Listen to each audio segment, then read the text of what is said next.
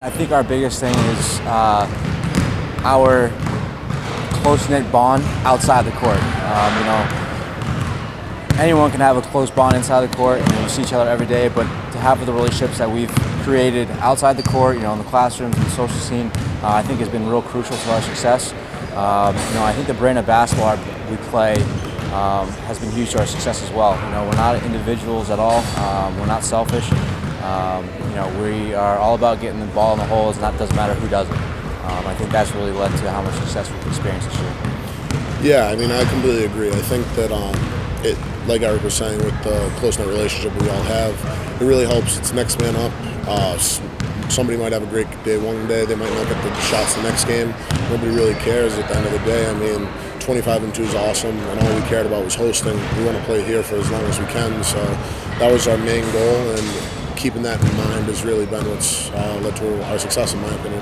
I think the leadership group set the tone for the team and for how we're approaching everything. And I think that, when we played in the title game on Sunday, they wanted to be out there, whereas I think last year, we were excited to be a part of the NCAA Tournament.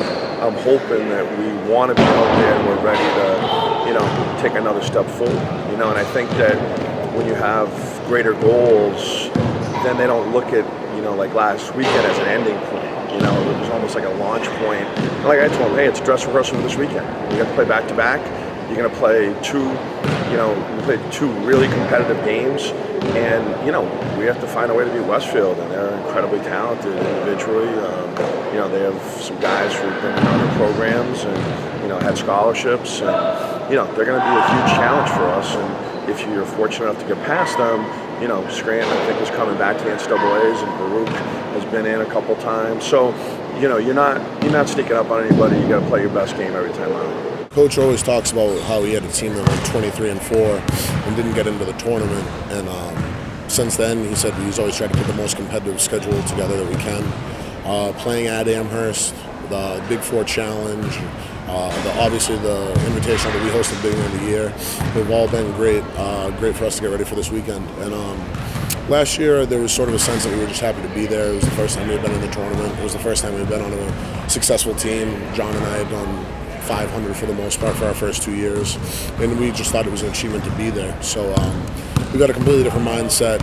Again, returning that whole core group, everybody with so much more experience, year older, bigger, faster, stronger, and I think really that's what's brought us here. The biggest thing is, like you kind of mentioned before, everything's been a dress rehearsal for the next weekend or the next game. NUMAC is always challenging. Everyone knows that, and which is why we play a real tough non-conference schedule. That is a dress rehearsal for the NUMACs, and then this past weekend was obviously a dress rehearsal for the NCAAs. And like Dave said, I think last year we were content just getting there and kind of overwhelmed by the experience. Where this year, one of our goals was to survive and advance. Once we get here, that is one of our goals to check off the list. But we want to make a dent in the tournament and advance. The biggest thing is that we talked about the teams that are able to advance the NCAAs. They generally have home games in the first and second round, and often get sectional home games. So I think that was part of that kind of leadership group and the goals, and we were fortunate enough to get this weekend. So I think that we're embracing it, kind of just like embracing the opportunity to play a lot better than we did a year ago. That being said, I think the advantage to being home is, you're sleeping in your own bed, you're coming to practice at pretty much the same times, and you can treat it like any other tournament if you're smart enough not to get caught up in the hype.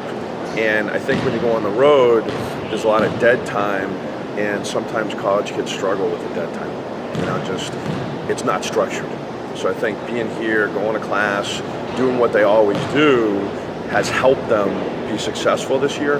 And this will be the fourth back-to-back situation we've been in. We had the Babson Invitational, we had the Big Four Challenge here, and now we had the NUMAC Tournament here. So this is the fourth time we've been able to host.